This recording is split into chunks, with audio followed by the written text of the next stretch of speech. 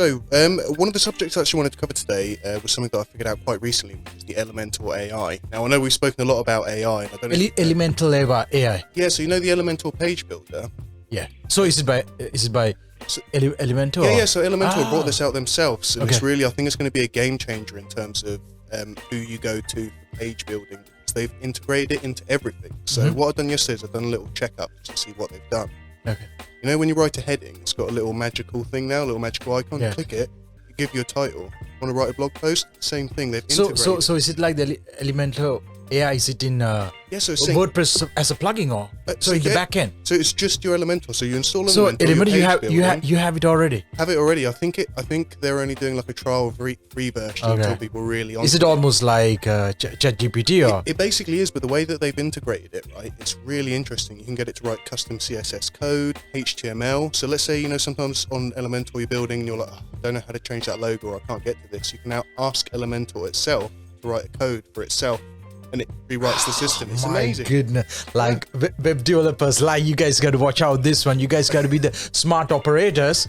So you can use these tools really well. That's what's going to stand out, because it's going to make it easier, and you already know how to use it. Absolutely. And blogs are just going to go from like this level to, like that level, just without even needing I got to see this one. You can, if you show this, it's a clip actually how it's rolling on this podcast video. Oh, I love it. Yeah, and if you can add a little bit of a thing, how you guys can see how it actually works and the back end, how it can be used. Oh man, it's surprising. Honestly, anybody actually using Elementor right now, log on to your Elementor, as long as it's updated, check out the little wizard option. That's all it is. They've just put a little wizard icon, and that AI they are is really everything. stepping into. I'm seeing Elementor is really stepping into a lot of things, because they have the plugin.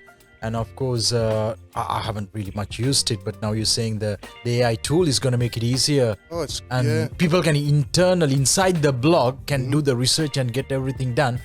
But I can tell like more AI tools are going to come. AI plugins inbuilt plugins writer plugins will start coming. I think it's already there. It's going to be inside the WordPress dashboard. You'll have like reader friendly, like professional writer plugins, like and then it's going to be, the next one is like you can train yourself. So you're writing, you will let the tool to learn with some of your blogs, so it will read and learn your tone. So I have a tone on my blog, so the AI tool will learn it, your tonality and this stuff.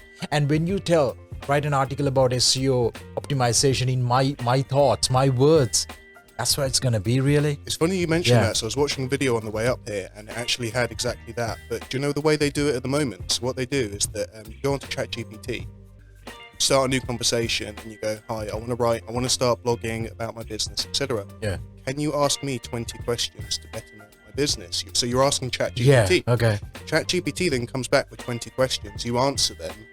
Then you start to ask it blog posts, because now it's learned you. So it's already there. So is it the ChatGPT paid version, or? Yeah, well, I mean, you can do it with any version. Sure. Paid version. How was the paid version, by the way? It was better. Really good. It was good. Yeah, we're using it. Still to this day. Nice. And you can tell the difference between the blog posts particularly. So when you do, This is just the start. This is just the start. What I'm really excited to see is like people's content. So I should be able to install the AI tool in my business blog, 700raven.com business blog, and then it will run through the articles that I've written myself, and then understand, okay, this is how I actually start, finish about business. So then when I want to cover a topic, that's my AI writer. Yeah, absolutely. That's the things trained to you. Exactly, so that's where it's going on. And then of course already the AI tools are pretty much really getting good of like catching the captions by listening to the video, right? Yeah. So which means that they're going to understand the videos, and then that's why like things like people, bloggers and everything, they have to create a lot of content and put the media out for the business owners, branding. That's what it's important, because if you can't write, there's somebody you can talk, right? Yeah. You can talk, and you can do the videos, and that can be picked up and create that ultimate version of your ideas. So a lot of things are going to be easier, and people just have to jumpstart sooner the better, and build their own brands and blogs. So I'm wondering if that's starting to happen already, because one thing that I noticed is, for instance, TikTok, right? If you upload a video on TikTok and you click captions, knows what you're talking about. So I'm thinking it must be doing it already. It already knows. Even yes. even YouTube has the caption. Instagram has captions, right? And then these caption tools are even slightly better. And it's just a matter of a few months. It just gives you an idea of how they actually read your video, because as it's uploading, it's showing you the writing. And I'm thinking they are checking what you're saying, because some videos I've seen go really popular. They keep saying the word FYP.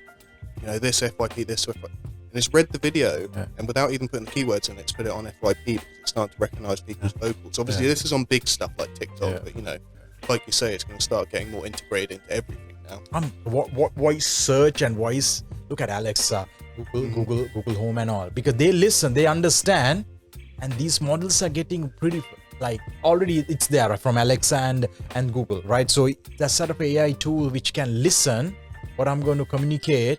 And my podcast, my videos, so it will listen and it will understand. Okay, this is how James would talk. This is how Fernando would talk, and this is how I'll model the Fernando's version on his blog. So realistically, we could ask the same question, but get two different outputs from even for the videos, it's gonna come. So when you let the AI tool to go through your JDog YouTube channel, it'll listen, it'll understand, and it'll be like, okay, this is, and then you model it, and then you tell what more you want to know, and then you give it the feed, and you kind of like answer it, and then it'll learn more of James, and it's gonna come like James' work is gonna be easier because James has to do 100 videos. Now James can do 2-3 videos, and it'll able to show you and do that presentation. Say like, okay, do me a presentation about business and how it helps to SEO and things like that. So pretty interesting stuff. And AI Elementor is something like sort of fast tracking at the moment, isn't it? Whereas before sometimes it'll take years for something to happen. Now at the it's moment, fast. It's like week by week. Now it's so fast. It's just only getting faster. Give like another 2 years. Now AI thing right now, it's very hype. Some are going to big really win. Like look at the search engines when it already came, like Yahoo being there, Google is coming, people like more search engines starts coming, and then some will really take off to be the monopolies and what people are going to use more. So that's what's going to happen with the AI tool. ChatGPT already is ahead of the game, but some of the other tool players will come and say like, okay, I'll do it all for you. I saw a really interesting chart, like stats data the other day, which was the fast rise of search engines like Google and stuff like that compared to ChatGPT. Some taking between months and years to get to millions of users. ChatGPT took approximately 5 days to get to 2 million users. It is such 5 days. That's the fastest anything has ever They haven't grown. still released the mobile app, right? Have they? No. See, there's not an app. It's you not. Use If it gives, it's steroids. Because if you give ChatGPT on the mobile and iPhone, everybody's going to be having like, say me a pickup line, tell me a poem. Like it's going to be that easy because mobile is people always taking and carrying with them. So what's going to happen if they have the mobile? I was wondering why they haven't released it, but I think because to control, because there'll be such of amount of data going in, because people will talk to it. Even typing is going to be doing a stuff, but when people can say like, ChatGPT, just write an article about like this and that, tell me what I should tell to this plumber, I'm negotiating this one, tell me, write me a few words and give me the data, tell me the top 10. It's coming. So I'm thinking like, is there it's like UAI, or else it's like somebody creates something like I'm UAI or something like an app. I can install it and I can let it listen and I can model myself. So it's Fernando AI, right? So Fernando AI is in my phone.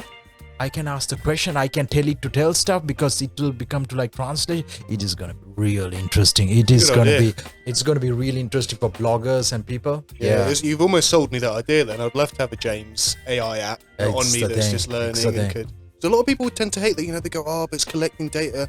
The primary reason to collect data is to offer you better content. Everybody listens. I don't know, like, honestly, why this GDPR and everything is having there. People like, you're visiting a website and you worry that website is going to cookie you or anything. Website has to make some money. That coming really spoiled a lot of things because like people having to put the plugging and then it looks bad on the websites. Like, why going to the web and the stuff and giving your email and the things? You're already having your data outside. And if you don't like privacy and all, people just stop using the mobile, shut it off, be out of the grid, live in a jungle, you can have a good life, so you can have it. But if you want to be in the game, want to enjoy those things, because without your data, those tools cannot make it good. I think I've been talking that even the last podcast.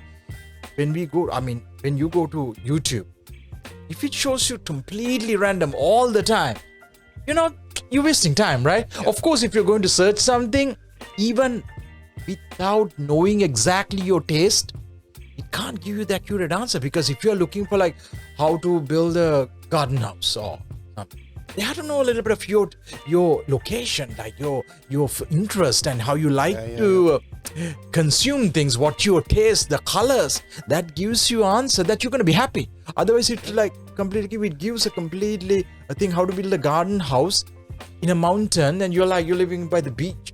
Yeah, absolutely. And then you're searching again. So yes, these tools to work really fine. Data has been used, and if you're going to be on the game and you want to use the tools, don't be like you want to hide the data.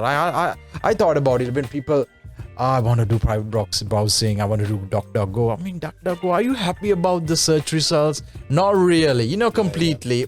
It's sort of like searching on Bing and Google, isn't it? Bing gets you a roundabout answer, Google gets you that answer right away. Yeah, because page. they track you to death. Every app has got Google this, Google that, so they track you from your maps to your spreadsheets. Exactly.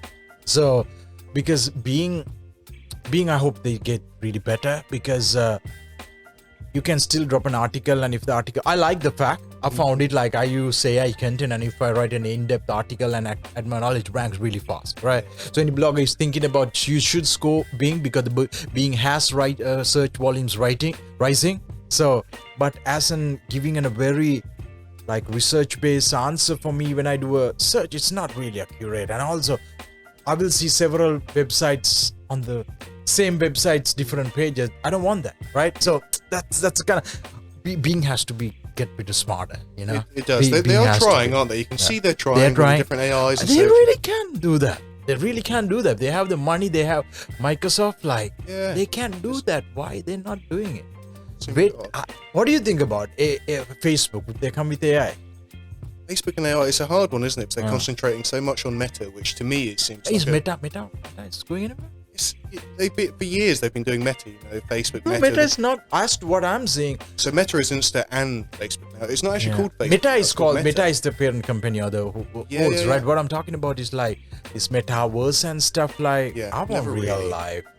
I'm not interested about like just only on living in the virtual reality. As soon as the pandemic finished, see what's happening. People want to be outside. People want to be in a podcast. People want to be in the presence and everything, right? And it's fun to a degree, but that's again, it's quite tailored, isn't it? If you're a gamer, you might love that experience for a little bit. Yeah. But again, there is a game. There are some set of people like living the virtual world. Yeah, no, with the Facebook, and because I've looked into it, and obviously, most people have been interested a bit to see what this meta world is like. Now, I see clips on Facebook, and it does not look that interesting.